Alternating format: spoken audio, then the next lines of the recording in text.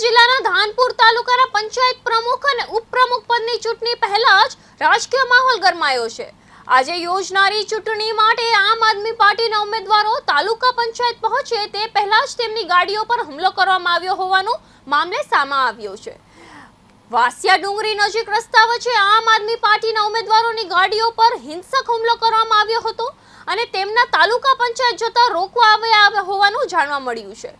ઘટનાની જાણ થતાં જ પોલીસ કાફલો તાત્કાલિક સ્થળ પર પહોંચ્યો હતો અને સમગ્ર મામલે તપાસ શરૂ કરવામાં આવી છે। ઘટનાના પગલે વિસ્તારમાં તંગદિલીનો માહોલ સર્જાયો છે। આજરોજ અમે તાલુકાની બોડી બનાવવા માટે ધાનપુર મુકામે તાલુકા પંચાયત પર આવતા હતા।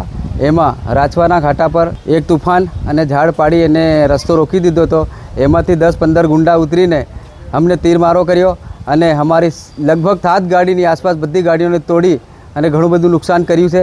અમારા એક ભાઈને તીર પણ વાગ્યું છે અને બીજી પાછળ ગાડીઓ સાઈડમાં થઈ છે, એમને કેટલું વાગ્યું